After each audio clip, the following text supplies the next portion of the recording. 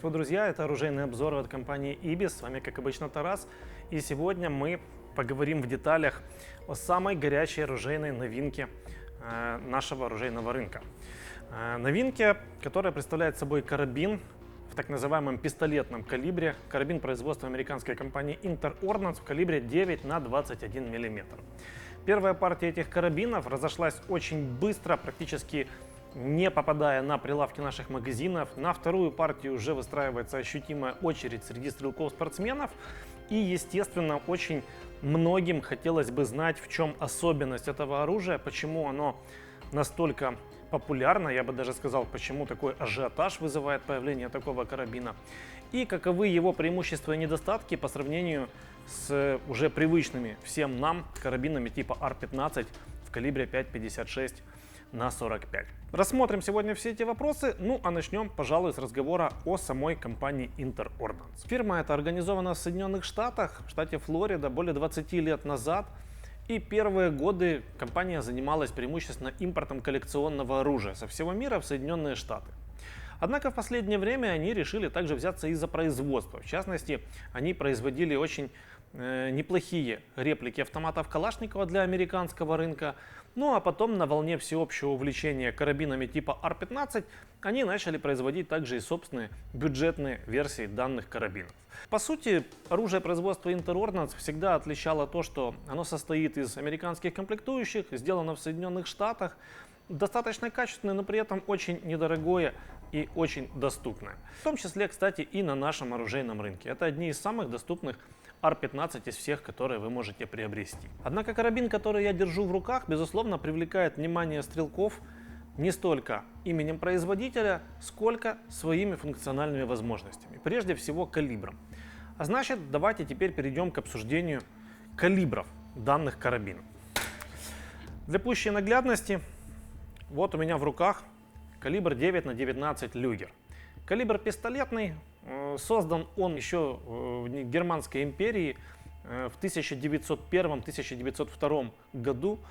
И на сегодняшний день это самый популярный пистолетный калибр в мире, который выпускается и продается огромными количествами и превосходит по популярности все остальные пистолетные калибры вместе взятые. С другой стороны, мы имеем калибр 5,56 на 45. В гражданском обличии 223 Ремингтон. Стандартный калибр армии стран НАТО, и именно под этот калибр делаются типичные карабины AR-15, с которыми, я уверен, большинство из вас уже давно хорошо знаком. И вот если мы сравним эти два калибра, то, я думаю, разница между ними будет, во-первых, заметна невооруженным взглядом, а во-вторых, эта разница существует также и в их технических характеристиках. Диаметры пуль 9 мм, 5,5 мм. Разница почти в 2 раза. Длина гильзы также отличается почти в 2 раза, только на этот раз в противоположную сторону. Начальные скорости отличаются более чем в 2 раза. Для 9 мм Люгер это максимум 400 метров в секунду, может быть 420, 430. Для 223 калибра это до 1000 метров в секунду. Отличаются развиваемые при выстреле давление в патроннике. Это очень важно. Если в случае с калибром 5,56 на 45 давление может достигать значения в 4000 атмосфер, на самом деле этот калибр довольно горячий, и он способен достаточно быстро сжечь ствол карабина R15, если он ничем не защищен. То в случае с 9 на 19 давление в 2 раза ниже, не более 2000 атмосфер, проходное отверстие, то есть канал ствола, в 2 раза больше. Соответственно, падает давление при выстреле также значительно быстрее, и поэтому оружие в этом калибре может жить долгие и долгие тысячи выстрелов. И, наконец, самое главное. Эти два калибра заметно отличаются по останавливающему действию в пользу 9 мм, по пробивному действию в пользу 5,56 и имеют совершенно разные дистанции, на которых выпущенная из них пуля остается опасной. В случае с калибром 5,56 на 45 это до 4 километров, в случае с калибром 9 мм это до 2 километров. Таким образом, мы имеем два совершенно разных по своим техническим характеристикам и по своим возможностям калибра. Совершенно не зря вот этот калибр пистолетный, а это калибр карабинный. И теперь возникает вопрос, каким же образом и для чего может использоваться оружие, которое с виду типичный карабин типа AR-15, однако работающее в пистолетном калибре.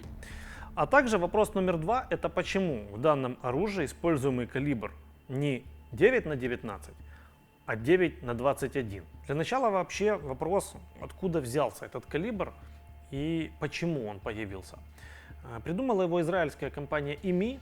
Компания достаточно известная, производит массу всевозможного стрелкового оружия. И вот они придумали такой калибр. Отличие его от калибра 9 на 19 люгер заключается, по сути, только в одной характеристике. Длина гильзы в калибре 9 на 21 ровно на 2 мм больше, чем в калибре 9 на 19. Для чего это сделано? Очень просто. Это сделано для того, чтобы из оружия в калибре 9 на 21 невозможно было стрелять патронами 9 на 19 и наоборот. Из оружия в калибре 9 на 19 невозможно было стрелять патронами 9 на 21. Почему это нужно? Дело в том, что в некоторых странах Европы, также и в Украине, калибр 9 на 19 не сертифицирован для охотничьего применения. Этот калибр является у нас служебным, и на гражданском рынке оружие в таком калибре практически недоступно. Если не заглядывать слишком далеко в историю развития нашего отечественного оружейного рынка. Поэтому для таких рынков, это не только у нас, например, еще и в Италии точно такая же ситуация. Для таких рынков был придуман калибр 9 на 21, который несовместим с 9 на 19, но дает абсолютно те же самые характеристики патрона, может использовать очень похожее конструктивно оружие. Этот калибр может использоваться именно для тех случаев, когда калибр 9 на 19 гражданским стрелкам недоступен. То есть вот то, что мы имеем на сегодняшний день. И теперь рассмотрим вопрос, в чем же смысл применения калибра 9 на 21 в спортивных стрелковых дисциплинах. Дело в том, что для получения лицензии на стрельбище в винтовочных калибрах, в том числе 5,56 на 45, нужно значительно больше усилий, чем на организацию стрельбища для пистолетных калибров или калибров кольцевого воспламенения, например, 22 ЛР. То есть требования значительно проще, потому что вы помните, пробивная сила у такого патрона меньше, дистанция, на которую летит его пуля, на которой она остается опасной, в 2 раза ниже. И, соответственно, этот калибр более безопасен для гражданского применения.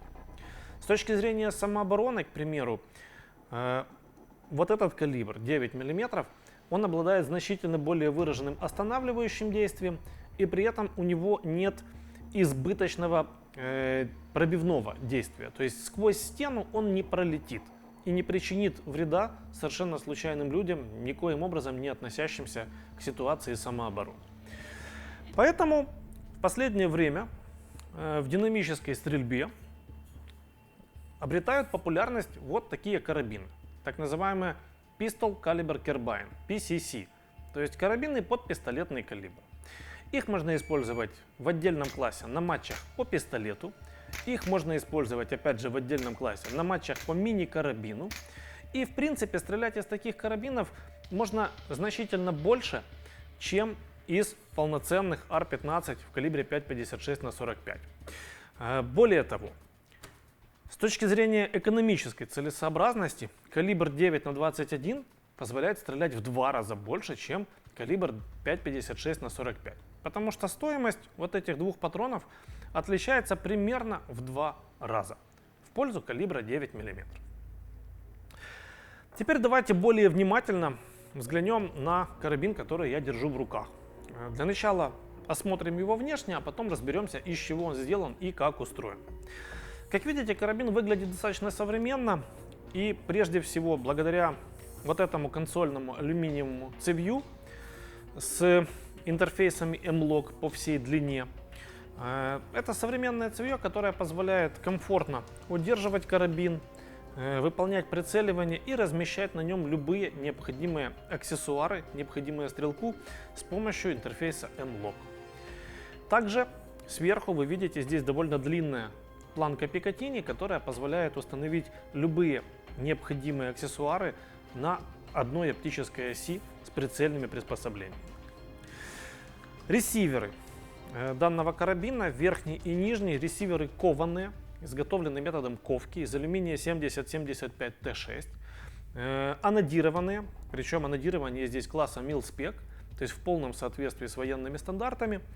И если вы обратите внимание, то у верхнего ресивера вообще нет никаких особенностей по сравнению со стандартным ресивером для калибра 5.56. У нижнего есть одна особенность, это клавиша сброса магазина. Потому что магазины в данном случае используются стандарта Glock, магазины для калибра 9 мм. И естественно шахта магазина, а также механизм выброса магазина из шахты, они заметно отличаются в данном случае. Поэтому нижний ресивер здесь специфический. Тем не менее, несмотря на это, он принимает запасные части и детали для тюнинга от обычных R15. Имеется в виду, что спусковой механизм здесь можно заменить на любой другой. Точно так же селектор и предохранитель можно установить такой, какой вам больше нравится. Заменить рукоятку, заменить спусковую скобу, все это вполне возможно, все это абсолютно стандартно. И это именно то, за что стрелки-спортсмены любят карабины типа R15. Что касается аксессуаров, то вы видите стандартная рукоять взведения, пистолетная рукоятка и приклад MFT. Приклад телескопический. Я думаю, очень многим стрелкам он знаком. Очень легкий, компактный, недорогой и достаточно удобный приклад, особенно для карабина, не обладающего избыточной отдачей. Теперь перейдем к более интересному вопросу. Это ствол данного карабина. Он имеет длину 16 дюймов. Очень многие спрашивают, почему такой длинный ствол. Я постараюсь вкратце объяснить. Дело в том, что в Соединенных Штатах существуют определенные ограничения на продажу гражданским оружия со стволами короче 16 дюймов. Ружья, карабины и другие виды стрелкового оружия с короткими стволами, но при этом оснащенные прикладом, относятся в Америке к специальному классу оружия, называемому SBR – Short Barreled Rifle или SBS – Short Barreled Shotgun. По-нашему, проще говоря, обрез. То есть вот когда длина ствола 16 дюймов или более, такое оружие в Соединенных Штатах можно приобретать без дополнительной лицензии. Если длина ствола меньше 16 дюймов, требуется специальная лицензия, уплата особого налога и целая куча бюрократических формальностей, с которыми никто не хочет связываться. Из всего этого есть одно единственное исключение. В Соединенных Штатах разрешена продажа карабинов с короткими стволами только в том случае, если у них нет приклада как такового. Тогда такие карабины считаются пистолетами и поэтому могут продаваться без вот этой самой лицензии, о которой я уже упомянул. К сожалению, в Украине пистолеты на гражданском рынке пока не разрешены. Поэтому импортировать сюда карабины с короткими стволами несколько сложнее, чем карабины со стволами стандартной длины. И именно поэтому оружие с длиной ствола 16 дюймов, либо более, является наиболее популярным в Соединенных Штатах и наиболее часто встречается на прилавках наших оружейных магазинов. Надеюсь, я на этот вопрос ответил. Что касается этого ствола, то он изготовлен, как видите, из нержавеющей стали, имеет стандартный для калибра 9 мм 10-й твист, то есть 10-й шаг нарезов, и имеет полудюймовую резьбу. Как видите, с завода здесь установлен пламя-гаситель, но я абсолютно уверен, что любой стрелок захочет заменить этот аксессуар на дульный тормоз-компенсатор, либо на саунд-модератор. Теперь давайте перейдем к изучению внутренних частей данного карабина, потому что это значительно интереснее. Для того, чтобы это было нагляднее, я карабин разберу. Аппер мы отложим в сторону. А с нижней частью, с так называемым ловером, с затворной рамой и рукояткой взведения сейчас разберемся подробнее. Значит, что касается ловера. Здесь есть одна деталь, которая привлекает к себе внимание. Выглядит она вот таким образом. С помощью некоторых конструктивных ухищрений в этом карабине реализована затворная задержка. Если вы помните, то магазин в данном калибре заметно отличается от магазинов для калибра 223, и, соответственно, затворная задержка стандартная от R15 для работы с такими магазинами не подходит. Для того, чтобы вот эта клавиша работала, приходится придумывать вот такое механическое решение, такую тягу специальную организовывать.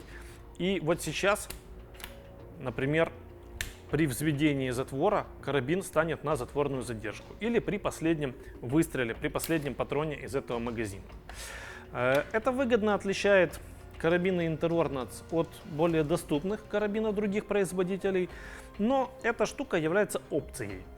И в ассортименте Inter-Ordnance есть вот такие же карабины, в которых нет вот этой детали, реализующей затворную задержку.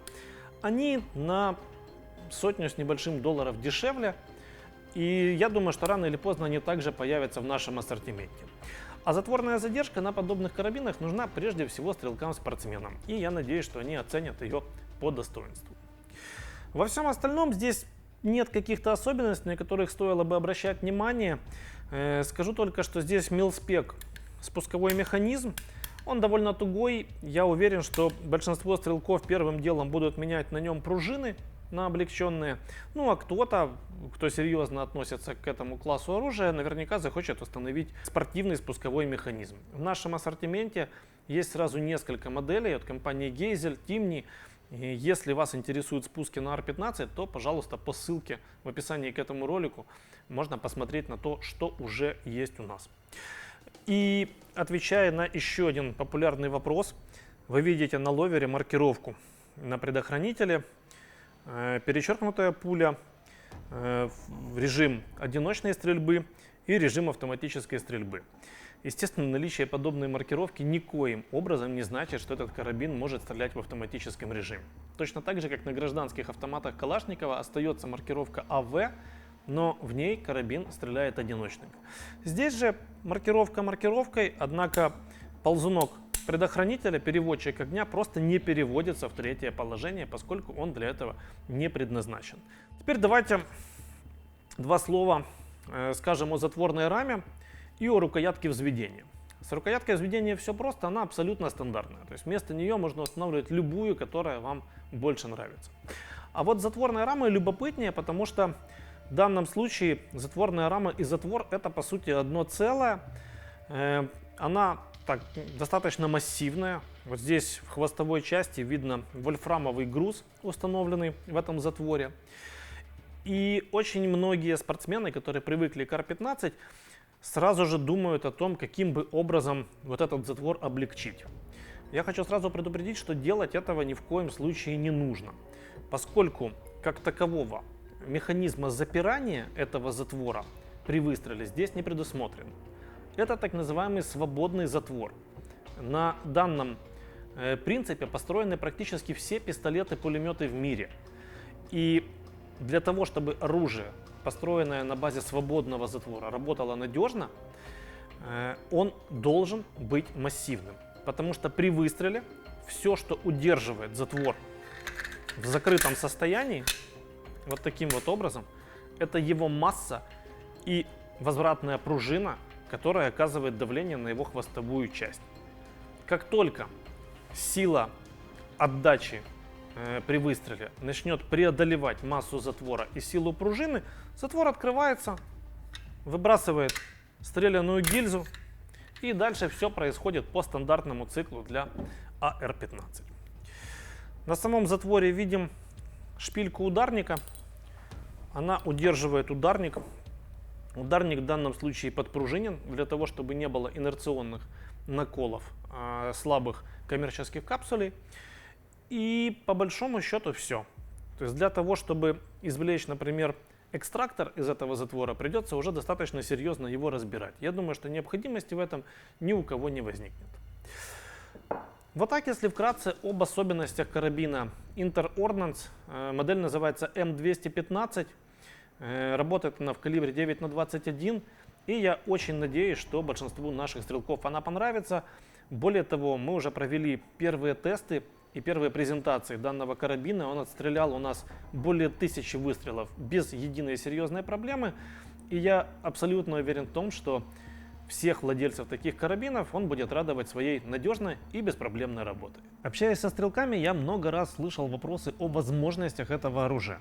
О том, какая у него техническая кучность и какая предельная дистанция, на которой с него можно стрелять. Ну, друзья, давайте скажем прямо. Это оружие под пистолетный патрон. Соответственно, и точность, и дистанция у него также пистолет. По моим исследованиям, на 25 метрах этот карабин, что называется, клеит дырки на мишени. И этого целиком и полностью достаточно для тех применений, для которых он предназначен.